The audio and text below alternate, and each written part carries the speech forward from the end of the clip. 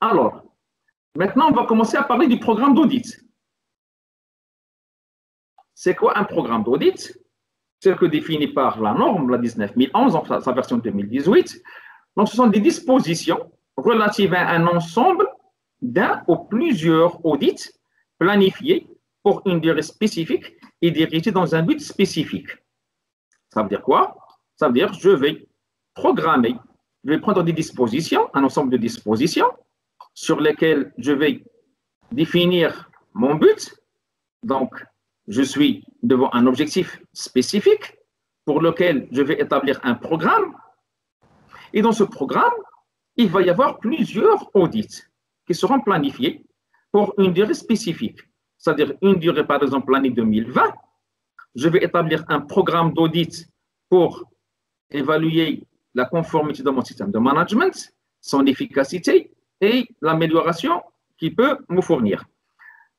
Alors, ces dispositions, ils englobent déjà le choix du référentiel, le champ d'audit, qui va auditer, quand il va auditer, qui sera audité, et comme ça, tout ça, il sera géré comme un programme. Ce n'est pas une planification, comme j'ai dit tout à l'heure, mais c'est un programme. Et dans le programme, nous allons faire appel à ce qu'on appelle un champ d'audit. Alors, pour le programme de management d'audit, pour ne pas l'oublier, et nous allons voir dans le détail, c'est un programme qui est suivi et qui est managé par un responsable. Donc, au niveau de l'organisme, il faut qu'il y ait une désignation d'un responsable de management du programme d'audit. Donc, ce n'est pas de mise en œuvre de l'organisation, c'est un management. C'est aussi l'optimisation, c'est aussi les rôles, c'est aussi la responsabilité, c'est aussi l'évaluation, l'amélioration.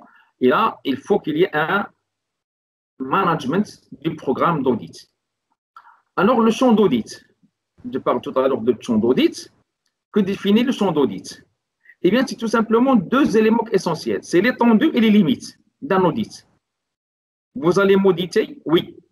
Sur quoi vous allez m'auditer? Ça veut dire par rapport à quel référentiel et dans quelle limite spatiale ou de responsabilité. Ça veut dire quoi? Je vais vous auditer sur la norme ISO 9001 et je vais vous auditer sur la partie communication. Donc, je suis ici dans l'étendue. Et je vais vous auditer par rapport à votre activité dans ce site. Donc, on ne va pas parler d'autres sites. Donc, c'est la limite. Le champ d'audit, c'est un élément essentiel. Pourquoi? Parce que ça définit déjà le contrat entre l'auditeur et l'audité. C'est-à-dire l'auditeur, il ne va pas vous auditer au-delà du champ d'audit. Et vous allez répondre aux questions d'évaluation posées par l'auditeur qui entrent dans le champ d'audit. S'il y a des questions qui sortent du champ d'audit, donc vous avez le droit de rappeler l'auditeur que le champ d'audit est limité à ça et que d'autres personnes vont répondre à ces questions pour ne pas avoir de problème au niveau de la réalisation. Alors, le champ d'audit décrit généralement les lieux physiques et virtuels. Comment ça, physique et virtuel? Vous êtes par exemple dans une société et vous avez votre société à plusieurs sites. Et on va vous auditer pour un site donné. Donc, c'est un lieu physique. Le site, par exemple, de Casablanca, ou bien le site de Tanger, ou le site de Marrakech. Donc, ce sont des lieux physiques. Virtuel, c'est une nouveauté qui est venue avec la norme 19011 dans sa version 2018. Pourquoi? C'est pour suivre l'évolution internationale en matière de commerce et en matière des activités. Et on sait très bien qu'actuellement, avec les sites web, on peut vendre des produits partout dans le monde sans avoir le produit et sans avoir de lieu de stockage et sans avoir de moyens de logistique. Vous avez quoi? Vous avez un site, vous êtes en train de faire des relations avec des fournisseurs, avec des producteurs, et d'autre côté, vous avez des clients, des acheteurs, et vous faites le lien à travers votre site, mais vous n'avez ni stock, vous n'avez ni produit, vous n'avez rien, donc c'est un lieu qui est virtuel. Alors, le lieu virtuel est un lieu où un organisme réalise un travail ou fournit un service en utilisant un environnement en ligne permettant à des personnes d'exécuter les processus, quel que soit le lieu physique.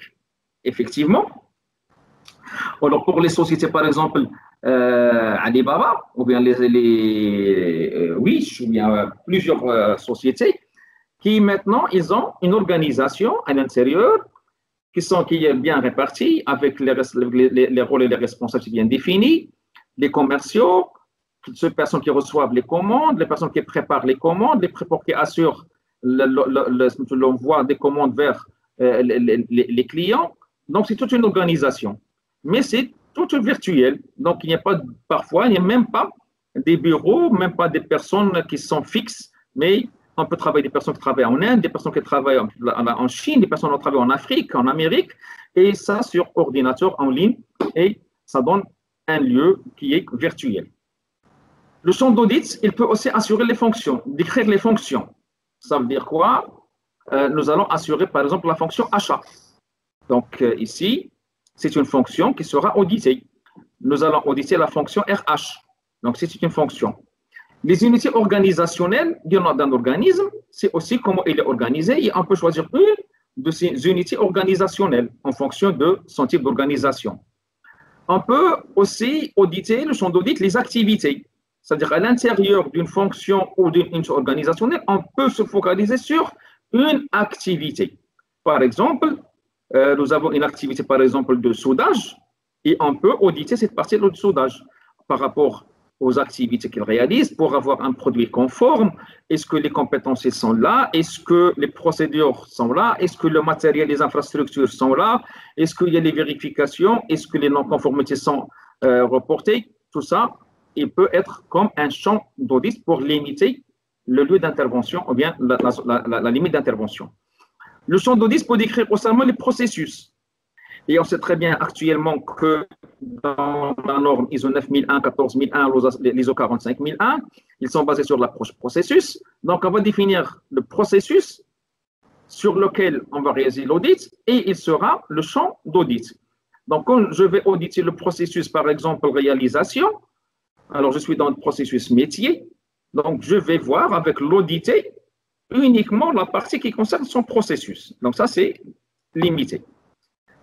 Et bien sûr, le champ d'audit, il couvre aussi la période de temps couverte. Ça veut dire quoi? Ça veut dire que je vais vous auditer pendant une période qui est planifiée dans le programme d'audit et dans le planning d'audit, et que mon résultat, il sera fonction de cette période. C'est-à-dire, au-delà de cette période, il va y avoir beaucoup de changements. Ça peut qu'il y ait des améliorations, ça peut qu'il y ait des dysfonctionnements. Mais le résultat d'audit, il est consacré à cette période d'audit. Alors là, on a commencé par le programme d'audit, le champ d'audit. Maintenant, l'auditeur qui va faire l'audit, il va étudier ce qu'on appelle un plan d'audit. Donc, ce sont des descriptions, des activités et des dispositions nécessaires pour réaliser un audit. Et nous allons faire l'exercice, Inch'Allah, pour voir comment élaborer un plan d'audit. Et le plan d'audit, il sera réalisé par le responsable d'équipe d'audit, qu'on appelle généralement en abréviation par le RA. C'est le responsable d'équipe d'audit, si jamais il y a une équipe contenant 2 personnes ou plus. Les critères d'audit, alors là, c'est le complément du champ d'audit. Le champ d'audit, on définit les lieux, les activités, les fonctions. Maintenant, les critères d'audit, ça veut dire sur quoi je vais auditer. Donc, c'est un ensemble d'exigences. Les critères d'audit, c'est un ensemble d'exigences utilisés comme référence vis-à-vis de laquelle les preuves objectives, ils sont comparées. Je vous audite par rapport à l'ISO 9001, oui, mais quand je prépare mon audit interne, je veux voir avec, par exemple, l'audité, uniquement la partie relative au 7.5, c'est-à-dire la partie information documentée. Donc, c'est un ensemble d'exigences de la norme que je vais dire, voilà les critères d'audit. Je veux voir avec l'organisme la partie responsable de la direction, le chapitre 5. Donc ça, c'est un ensemble d'exigences.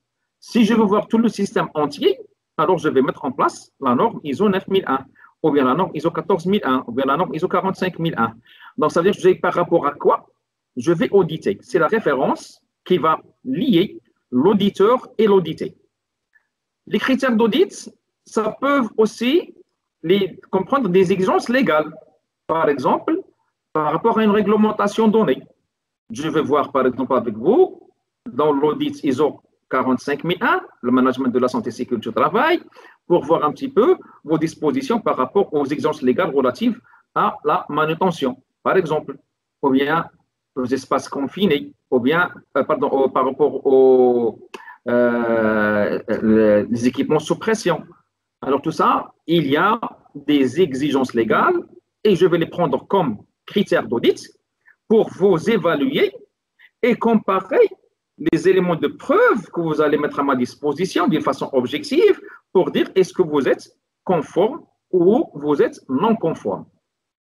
Alors, si les critères d'audit sont des exigences légales, y compris statutaires ou réglementaires, les termes conformité et non-conformité sont souvent utilisés dans les constatations d'audit. Alors, pourquoi? Tout simplement parce qu'il n'y a pas entre les deux. Que ce soit vous répondez à ces exigences, vous êtes conforme, vous ne répondez pas en totalité, vous n'êtes pas conforme. Alors, maintenant, on va détailler un petit peu les exigences. Les exigences peuvent comprendre quoi? Des politiques. Je peux vous aider par rapport à une politique, à votre politique. Est-ce que la politique que vous avez définie, elle est bien mise en œuvre par rapport à la compréhension, la cohérence avec les objectifs, par rapport à sa communication, par rapport aux sensibilisations de vos collaborateurs sur la politique? Ça, c'est aussi, on peut vous aider sur ça. On peut faire des audits sur des procédures. Vous avez mis en place dans votre système de management des procédures, et les procédures sont pour qu'elles soient respectées au niveau de votre organisme. Ce n'est pas des procédures pour qu'ils soient rangés dans les tiroirs ou bien enregistrés sous forme de fichiers électroniques, mais il faut voir un petit peu ce que vous avez défini comme procédure pour atteindre vos résultats et effectivement ce qui est réalisé au niveau terrain. Ça peut aussi être des instructions de travail, ça veut dire un détail spécifique pour assurer la conformité d'un produit ou d'une prestation. Donc, on peut prendre une instruction de travail ou des instructions comme critères d'audit. Des exigences légales, bien sûr, des obligations contractuelles. Oui, aussi. Par exemple, vous avez un client et vous avez entre vous un contrat et on peut prendre le contrat comme critère d'audit, c'est-à-dire on va vous évaluer par rapport à l'ensemble des obligations contractuelles sur lesquelles vous êtes engagé avec votre client. Et on va voir dans quelle mesure vous respectez vos engagements en matière de contrat. Alors, maintenant, l'auditeur, il a déjà défini les critères, le champ d'audit, et maintenant, il faut avoir des preuves objectives. Comment ça? Parce que l'auditeur ne peut se prononcer sur la conformité par rapport aux critères d'audit, de ce qu'il a vu dans son champ d'audit, que s'il dispose de preuves objectives. Alors, c'est quoi ces preuves objectives? Ce sont des données démontrant l'existence ou la véracité de quelque chose. Ça veut dire, j'ai des preuves, soit des informations documentées, soit des activités réalisées, soit des réponses ensuite suite à des entretiens. Alors, les preuves objectives sont obtenues par, première des choses, observation. C'est-à-dire, vous observez les gens travailler, vous observez l'état des lieux, vous observez l'organisation des ateliers, des machines. Donc, sur la base de vos observations, vous allez avoir, c'est une preuve objective, parce que ce ne sont pas des dires, ce ne sont pas quelque chose de l'imagination, c'est quelque chose qui est de réel. Les preuves objectives peuvent aussi faire référence à des mesures de pression, des mesures de température, des mesures de débit, des mesures de longueur, de profondeur, de n'importe quoi, mais ce sont des mesures qui sont d'être objectives aussi. Des essais. Par exemple, vous avez, si les conditions de l'audit le permettent, de demander de faire des essais. Essai, par exemple, d'une machine, essai d'un arrêt d'urgence, essai d'une sécurité électrique. Donc, ça peut. Mais dans les essais, ce n'est pas à vous de les faire, mais si vous demandez qu'ils soient faits devant vous et vous allez observer tout ça. Les essais aussi pour le laboratoire, prise d'échantillons, mesure par exemple d'un pH, mesure d'une conductivité, mesure d'une température, tout ça on peut faire, ce sont des essais pour avoir des éléments de preuve.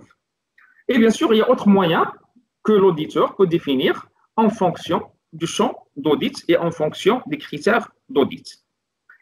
Alors, dans le cadre d'un audit, les preuves objectives consistent généralement en enregistrement, énoncé de faits ou d'autres informations. Alors là, je mets le point sur lorsque vous allez commencer à réaliser des audits, il faut toujours donner la preuve de votre constat, la preuve de conformité et la preuve de non-conformité. Ça veut dire si ce qui est réalisé par l'organisme est conforme à l'ensemble des exigences qui sont prises comme critères d'audit, alors là, les enregistrements, il faut les noter. Marquer la référence de l'enregistrement, marquer sa date et pourquoi tout ça? C'est pour donner une preuve objective. Les énoncés de faits, ce sont des réponses. Et parfois, les réponses ne sont pas vérifiables ou parfois ne sont pas reproductibles. Ça veut dire que lorsque je pose des questions à un opérateur ou bien à un responsable de processus, je vais avoir des réponses. Mais il y a toujours un problème de communication sur la compréhension et les discussions entre l'auditeur et l'audité. Et on sait très bien les distorsions de communication et ça pose un problème parfois. Alors, pour les énoncés de faits, il faut noter le nom de votre interlocuteur, celui qui vous a répondu. Il faut noter là où vous l'avez interviewé. Et en même temps, il faut essayer de diversifier, de voir plusieurs personnes et vous allez voir est-ce qu'ils répondent de la même façon, ils disent la même chose. Si oui, alors là, c'est ça une preuve objective. Si vous avez des réponses qui sont un petit peu variées, un petit peu éloignées, alors là, ce n'est pas une preuve objective. Pourquoi? Parce que vous avez une personne qui dit A, une personne qui dit B, et entre les deux, vous ne saurez pas quoi faire. Alors là, ça demande plus d'investigation et ça demande plus de questionnement pour pouvoir arriver à une conclusion. Et parfois d'autres informations, généralement des consultations d'autres documents, à part les enregistrements, parfois consultation des vidéos, des photos, d'autres éléments qui sont nécessaires pour un petit peu donner la preuve. Alors, ces éléments doivent être pertinents pour les critères d'audit et il faut qu'ils soient vérifiables. Si votre preuve n'est pas vérifiable, alors là, ça ne peut pas tenir. Pourquoi? Parce que vous n'avez pas une preuve objective qu'on peut vérifier pour dire effectivement le constat est correct. Par exemple, vous avez à vérifier, par exemple, le maintien des conditions de stockage d'un produit agroalimentaire, c'est-à-dire la température de conditionnement, et vous allez voir les enregistrements et vous allez trouver que la température enregistrée dépasse de loin la température qui est exigée et sur laquelle l'organisme est engagé, mais vous n'avez pas de document qui justifie ça. Alors là, ça sera difficile de justifier. Qu'est-ce qu'il faut à ce moment-là? Il faut prendre en photo, après l'accord de l'audité, pour enregistrer l'instrument qui montre cette température. Et vous allez aussi enregistrer la référence de cet instrument, sa localisation, et vous allez aussi demander son certificat d'étalonnage pour voir qu'effectivement, ce qui est enregistré est exact et ce qui est enregistré est exact ne répond pas à ce qui est exigé. Alors là, maintenant, ça devient une preuve qui est objective et qui est vérifiable. Alors, les preuves d'audit, c'est un enregistrement, énoncé de faits ou autre information pertinent pour les critères d'audit et vérifiable. C'est-à-dire, je ne peux pas me prononcer sur un constat d'audit que si j'ai une preuve d'audit. Constatation d'audit. Ça, c'est le résultat. C'est quoi? C'est le résultat de l'évaluation des preuves d'audit recueillies, ce que vous avez pu avoir comme enregistrement, comme énoncé de fait, par rapport aux critères d'audit qui sont définis dans votre mission. Et là, vous avez les constats d'audit indiquent la conformité ou la non-conformité, d'une façon qui est généralement une façon qui est objective. Ça veut dire, voilà ce que exige la réglementation, ou bien la procédure, ou bien la norme, ou bien le processus. Voilà ce que j'ai comme preuve d'audit. J'évalue et je peux avoir deux réponses. Soit que c'est conforme, très bien. Soit que ce n'est pas conforme, alors là, je dois le noter comme non conforme et je dois noter s'il est conforme, donc je dois noter comme conforme, bien sûr, avec la preuve d'audit. Les constatations d'audit peuvent conduire à l'identification des opportunités d'amélioration ou à la consignation des bonnes pratiques. Aussi, pourquoi? Parce que si vous n'êtes pas conforme ou il y a un risque de non-conformité, qu'on appelle généralement des points sensibles, donc pour vous, c'est quoi? C'est une opportunité d'amélioration. C'est suite au constat d'audit, suite à vos échanges avec l'auditeur, suite avec l'expérience de l'auditeur. Et bien sûr, c'est une opportunité d'amélioration qu'il faut accepter. C'est la raison pour laquelle que l'auditeur, dont nous allons le voir dans comment on menait une réunion d'ouverture, c'est de donner la confiance à l'audité pour lui montrer, expliquer que ce que nous allons faire en matière d'audit, c'est pour l'amélioration. On n'est là pas pour incriminer les personnes ou pour juger les personnes, mais on est là pour évaluer le système de management et on peut trouver deux choses. On peut trouver une conformité, c'est très bien. On peut trouver une non-conformité, ce n'est pas la fin du monde. Donc, on corrige, on s'améliore, on l'accepte à court ouvert.